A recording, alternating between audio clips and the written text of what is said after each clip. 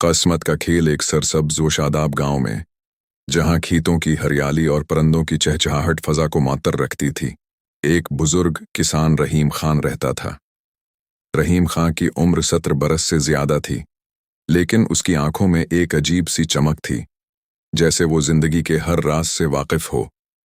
उसके पास एक खूबसूरत सफेद घोड़ा था, जिसका नाम वो शहजादा रखता था। शहजादा न सिर्फ मजबूत था, बल्कि रहीम खां के खीतों का सबसे बड़ा सहारा भी था। वो सुबह सवेरे उठता, शहजादे को तैयार करता और दोनों मिलकर खीतों में दिन भर मेहनत करते। एक धूप भरी सुबह, जब रहीम खां अपने घर के सहन में बैठा चाय पी रहा था, उसे मालूम हुआ कि शहजादा अपने बाड़े से गायब है। रात के अंधेरे में कोई उसे खोल कर ले गया था, या शायद वो खुद ही भाग गया था। गांव वालों को जब ये खबर मिली, वो रहीम खां के घर जमा हो गए। अरे रहीम खां, ये तो बहुत बड़ी मुसीबत आ पड़ी, एक पड़ोसी गलजार ने अफसोस से कहा। हाँ, शहजादा जैसा घोड़ा कहाँ मिलेगा अब? तुम्हारी तो सारी मेहनत बर्बाद हो गई।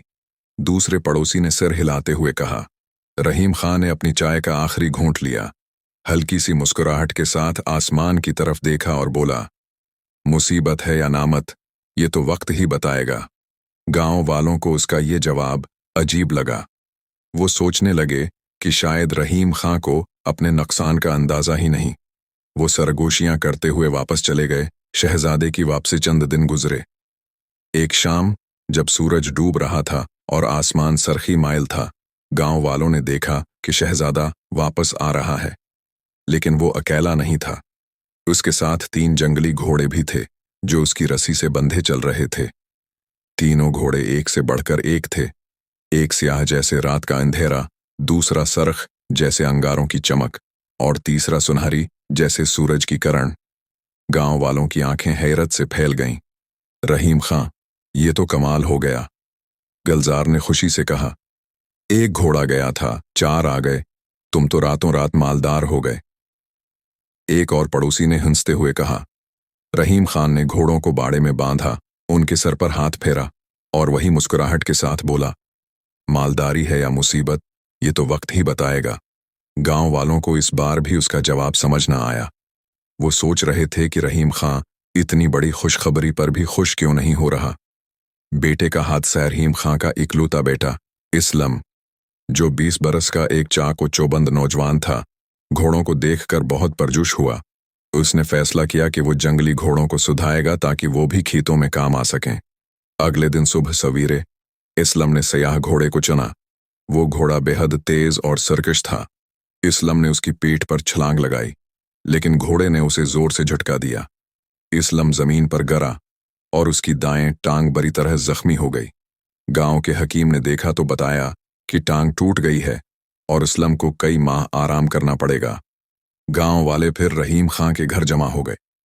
अरे रहीम खां, ये तो बहुत बड़ी बदकिस्मती है, इस्लम जैसा जवान अब कैसे काम करेगा? गलजार ने अफसोस से कहा। हाँ, अब तो तुम्हारे खीतों का क्या होगा? एक और पड़ोसी ने पूछा। रहीम खां ने अपने बेटे के सिर पर हाथ रखा, एक गहरी सांस ली और कहा, बदकिस्मती है या हिकमत, ये तो वक्त ही बताएगा। गांव वालों को इस बार रहीम खां का सब्र देखकर गुस्सा आने लगा। वो सोच रहे थे कि ये बूढ़ा अपने बेटे के जख्मी होने पर भी क्यों इतना पुरस्कून है। जंग का ऐलान कुछ हफ्ते गुजरे। एक दिन गांव में हलचल मच गई। बादशाह ने पड़ोसी मुल्क से जंग छेड़ दी थी और उसने हुक्म दिया कि हर गांव से सेहतमंद नौजवानों को फौज में भर्ती किया जाए। गांव के तमाम जवान लड़कों को फौज के कैंप में ले जाया गया। माँ बाप रो रहे थे, क्योंकि जंग बहुत खतरनाक थी और बहुत से जवानों के वापस आने की उम्मीद कम थी। लेकिन असलम, जो अभी तक अपनी टूटे हुए टांग की वजह से बस्तर पर था, को फौज में नहीं ले जाया गया। गांव वाले रहीम खां के घर आए।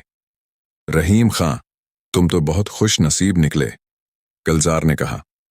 हर घर का जवान जंग में जा रहा है, लेकिन तुम्हारा इस्लम घर पर महफूज है। ये तो अल्लाह की बड़ी रहमत है। एक और पड़ोसी ने कहा। रहीम खां ने अपने बेटे की तरफ देखा, जो अब हंसने की कोशिश कर रहा था। वो मुस्कुराया और बोला, रहमत है या इम्तिहान, ये तो वक्त ही बताएगा। जंग के बाद कई माह गुजर गए। जंग खत्म हुई, लेकिन गांव के बहुत से जवान वापस न आ सके। गांव में मातम छा गया।